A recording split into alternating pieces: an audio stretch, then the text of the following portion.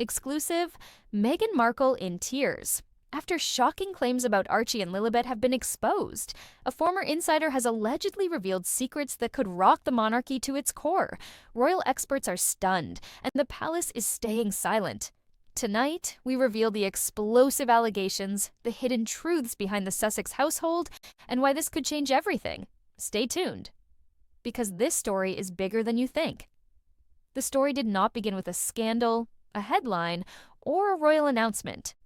It began quietly, the way the most destabilizing controversies often do, with whispers. At first, they were confined to obscure online forums and fringe commentators, dismissed as cruel speculation aimed at a woman who had already endured relentless public scrutiny. But over time, the whispers hardened into questions, and the questions refused to go away. In recent months, those questions have returned with renewed force, propelled by what is being described, carefully and without verification, as a leaked personal account linked to someone who once worked inside the Sussex household. No document has been publicly authenticated, no original journal has been produced, and yet, the mere existence of such claims has sent shockwaves through royal commentary circles, not because of what has been proven, but because of what remains unresolved. At the center of the storm are Meghan Markle and Prince Harry's two children, Prince Archie and Princess Lilibet, and a growing online narrative that suggests the British monarchy may be facing a legitimacy crisis rooted not in rebellion, but in doubt. Sources close to royal media insist that Meghan has been deeply distressed by the resurgence of these allegations, particularly as they have begun to migrate from anonymous corners of the internet into mainstream commentary. The suggestion that her children's place within royal history could be questioned is not merely offensive. It is existential. For a monarchy built on lineage, symbolism, and continuity, perception alone can be as damaging as fact. What has fueled this renewed controversy is the claim that a former domestic employee, allegedly connected to the Sussex's Montecito residence, kept private notes during a period of intense pressure and secrecy. These notes, according to those repeating the story, describe inconsistencies in timelines, emotional tension behind closed doors, and moments that, if interpreted uncharitably, contradict the public narrative presented by the couple. It must be stressed, none of these claims have been substantiated. There is no confirmation of authorship, accuracy, or even existence. But royal historians note that the monarchy has always been vulnerable to rumors that challenge legitimacy, from false heirs to whispered affairs, because the institution depends not only on law, but on belief. And belief, once shaken, is difficult to restore. The origins of this controversy trace back years to Meghan Markle's first pregnancy announcement in 2018. What should have been a universally celebratory moment instead unfolded under the harshest possible spotlight. From the beginning, Meghan's experience differed dramatically from that of previous royal mothers. Her appearances were scrutinized frame by frame. Her clothing choices were dissected. Her body became public property in a way that many supporters argue crossed into outright cruelty. Critics of the speculation point out, correctly, that pregnancy varies wildly from person to person. Medical experts have repeatedly emphasized that there is no single correct way to look, move, or recover during pregnancy. To suggest otherwise, they argue, reflects deep-seated misogyny and unrealistic expectations placed on women, particularly women under public surveillance. Yet despite these valid arguments, the speculation persisted, not because of a single incident, but because of a cumulative effect, shifting dates, unclear explanations, and a level of privacy that, while understandable on a human level, proved disastrous in the context of royal tradition. The British royal family operates on ritualized transparency. Birth announcements, medical confirmations, and public appearances outside hospitals are not merely customs. They are symbolic acts designed to reassure the public that the line of succession is beyond question. When Harry and Meghan chose a different path, it created a vacuum, and in that vacuum, suspicion took root. The 2018 tour of Australia, New Zealand, Fiji, and Tonga is frequently cited as a turning point. Meghan was newly pregnant, navigating exhaustion, intense heat, and an unforgiving schedule. Supporters describe the tour as evidence of her resilience under pressure. Critics, however, have scrutinized the physical demands of the trip, comparing them to later descriptions in Prince Harry's memoir and questioning whether the timelines align. Medical professionals caution strongly against such armchair analysis. Pregnancy fatigue can fluctuate dramatically. Some women function at high levels well into later stages, while others experience severe symptoms early on. Recovery timelines after childbirth also vary enormously, influenced by genetics, healthcare access, and personal circumstances. Still, the internet is not governed by medical nuance. It is governed by pattern recognition, real or imagined. The release of Prince Harry's memoir, Spare, added fuel to an already smoldering fire. Intended as an unfiltered account of pain, loss, and estrangement, the book offered intimate glimpses into moments previously shielded from public view. But in doing so, it also opened the door to interpretation. Certain passages describing labor, medical interventions, and immediate post-birth experiences were seized upon by online commentators. Critics argue that these details raised questions. Defenders insist they were taken out of context, distorted, and weaponized. Publishing insiders have noted that memoirs, by nature, prioritize emotional truth over clinical precision, a distinction often lost in hostile readings. What cannot be denied is that Spare became a catalyst. For those already inclined to doubt, it was confirmation. For those sympathetic to Harry and Meghan, it was proof that no amount of honesty would ever satisfy their critics. Behind the scenes, public relations experts suggest the Sussexes found themselves trapped in an impossible dilemma: address the rumors directly and risk amplifying them, ignore them, and allow them to metastasize unchecked. The strategy chosen: limited response, selective openness, and eventual withdrawal from royal duties.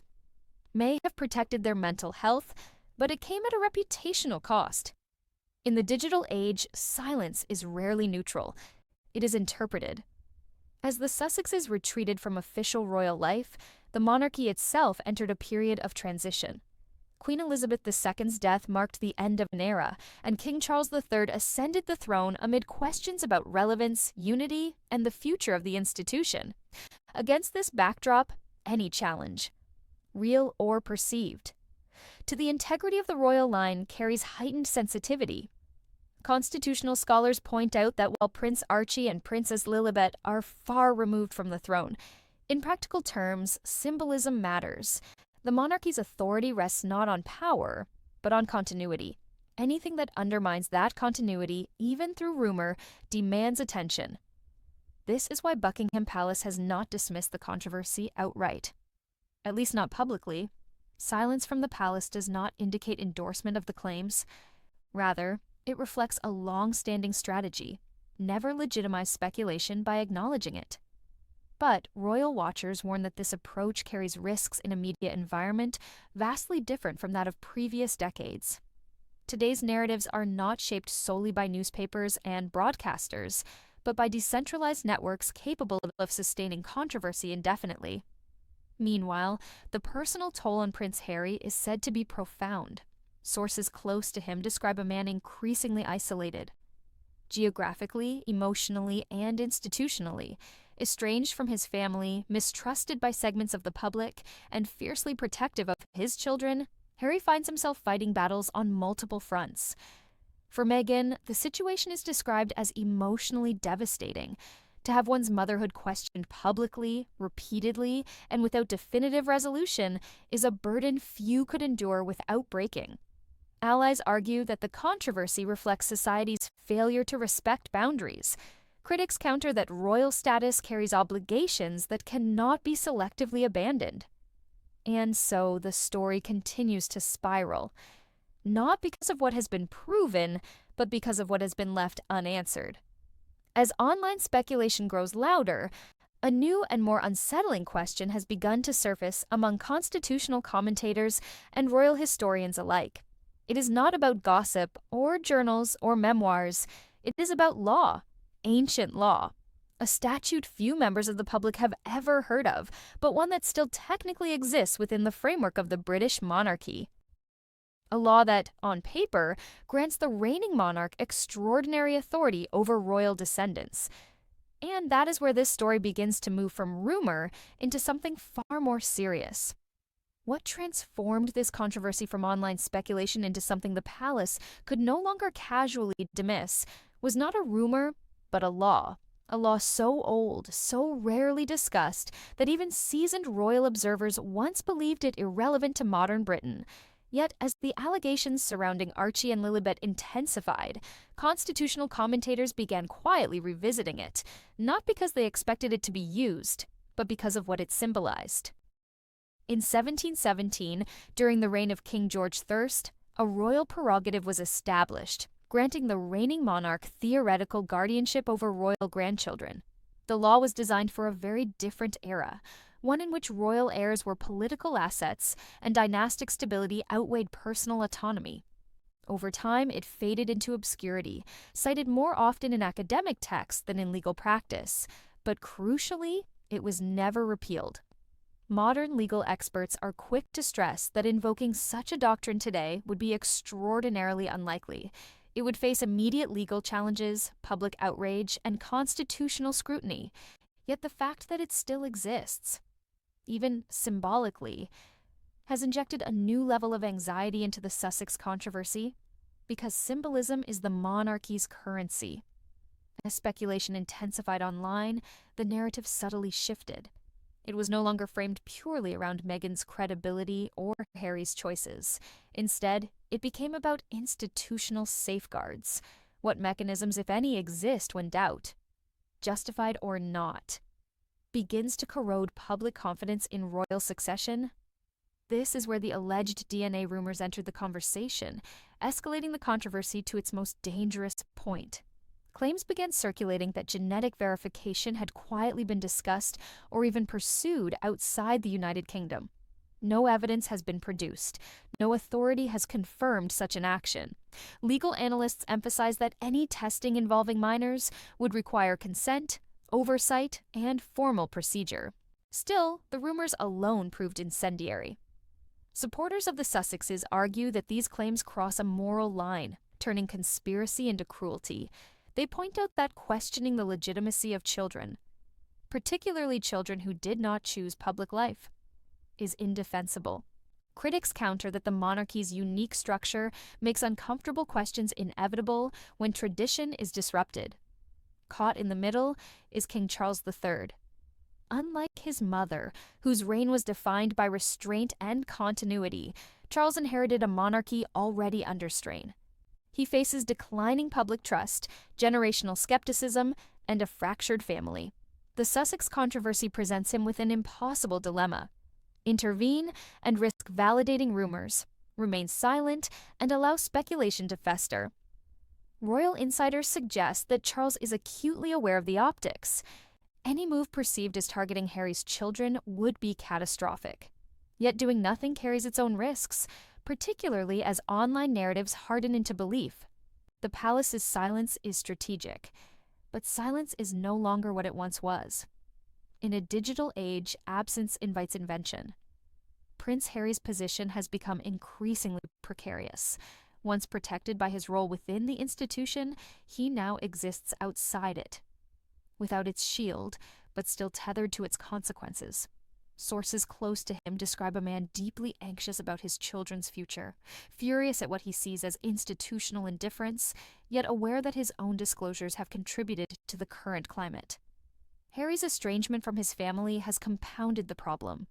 In previous generations, disputes were contained behind palace walls. Now, distance, geographic and emotional, has replaced dialogue.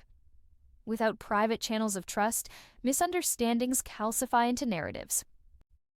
Public opinion, meanwhile, has begun to fracture along familiar lines. Some view the controversy as further evidence of a hostile press determined to punish Meghan indefinitely. Others see it as a cautionary tale about rejecting tradition without fully understanding its function. Few remain neutral. Media analysts note that the Sussexes' long-standing strategy of selective transparency has reached its limit.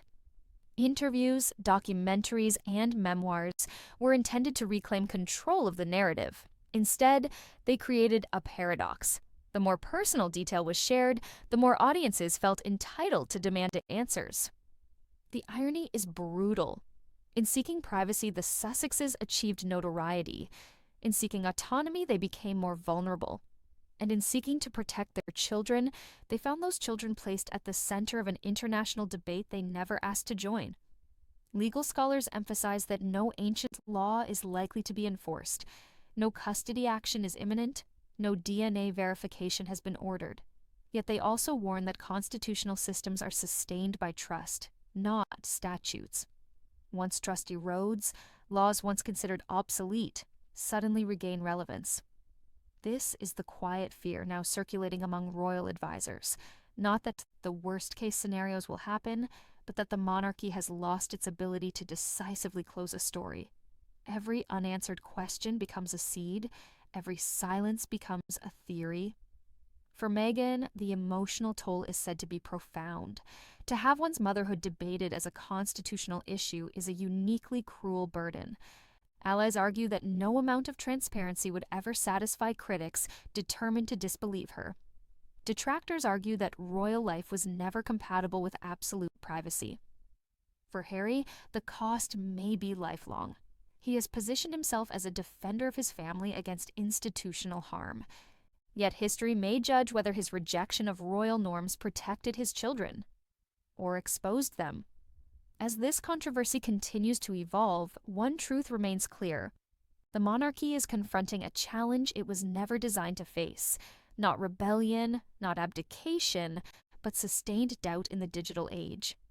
And unless clarity replaces speculation, this story will not end with headlines. It will linger. Unresolved, corrosive, and quietly destabilizing. Long after the cameras move on, because in a system built on inheritance, even unanswered questions can become a crisis.